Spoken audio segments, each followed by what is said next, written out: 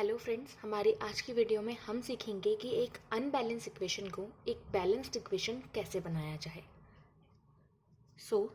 हर किसी भी इक्वेशन को अगर आपको ये चेक करना है कि वो बैलेंस इक्वेशन है या अनबैलेंस इक्वेशन है, तो आपको दोनों साइड, प्रोडक्ट साइड और रिएक्टेंट साइड, सबसे पहले ये चेक करना है कि जितने भी एटम हैं जिस भी एलिमेंट के, वो इक्वल है या नहीं।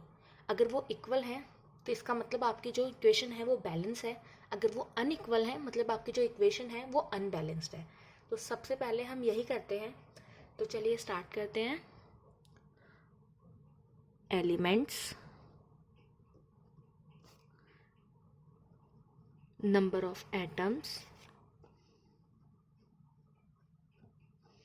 इन number of atoms.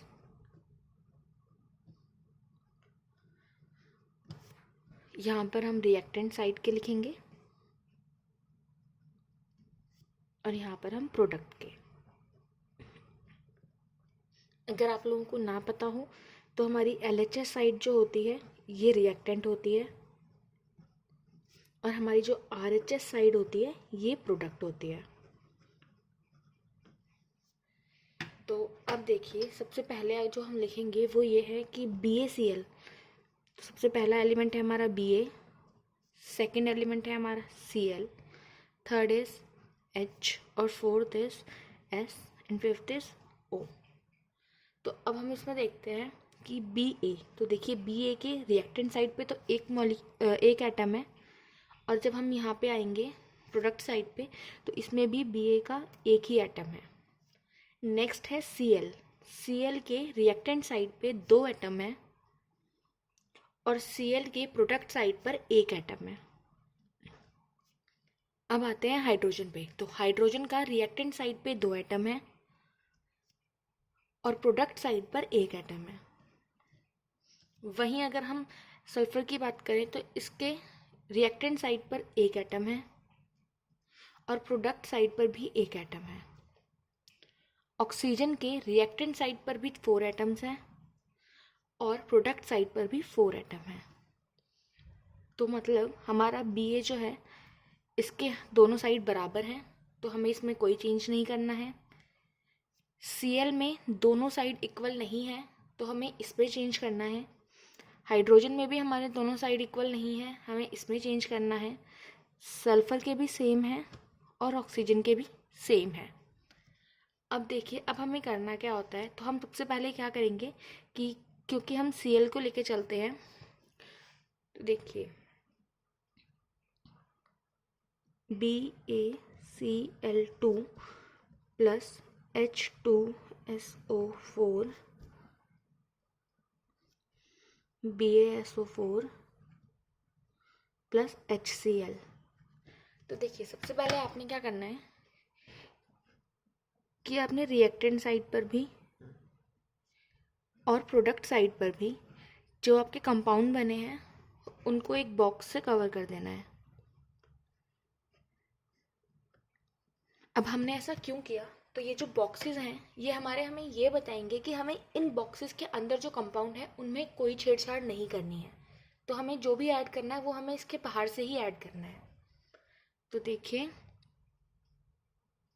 BaCl2 plus H2SO4 BaSO4 plus HCl। तो अब देखिए, अब हमें क्या करना है कि हमारे रिएक्टेंट साइड पे तो दो मॉलिक्यूल हैं Cl के, तो हमें उसे प्रोडक्ट साइड पे भी करना है। तो हम क्या करेंगे कि इस Cl के बाहर यहाँ पर 2 लगा देंगे।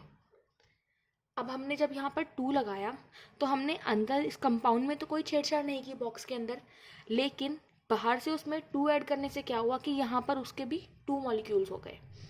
तो देखिए, अब ये जो 2 है ये Cl के साथ भी है और यही 2 इस H के साथ भी है, हाइड्रोजन के साथ भी है। तो हमारी जो रिक्वायरमेंट थी आई गेस वो पूरी हो चुकी है, क्योंकि देखिए हमें Cl में भी 2 चाहिए थे जो हमने इस साइड पर भी कर लिए हैं, और हमें हाइड्रोजन के भी 2 चाहिए थे जो हमने प्रोडक्ट साइड पर भी कर लिए हैं। एक बार हम फिर भी इन सबको दोबारा चेक कर लेते हैं। तो दोबारा चेक करने के लिए हम दोबारा से वापस वही टेबल बनाएंगे जिसमें हम लिखेंगे elements, number of atoms, number of atoms, reactant side, product side. BaClHSO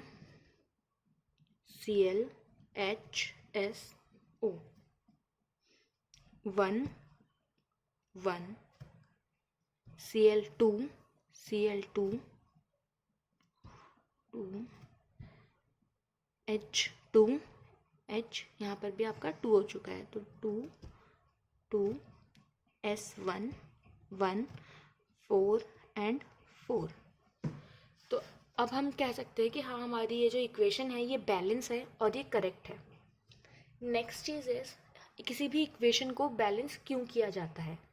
सो देखिए, किसी भी इक्वेशन को बैलेंस इसलिए किया जाता है क्योंकि according to law of conservation क्या होता है कि कोई भी जो एनर्जी है ना तो वो क्रिएट होगी और ना ही वो डिस्ट्रॉय होगी ड्यूरिंग अ रिएक्शन।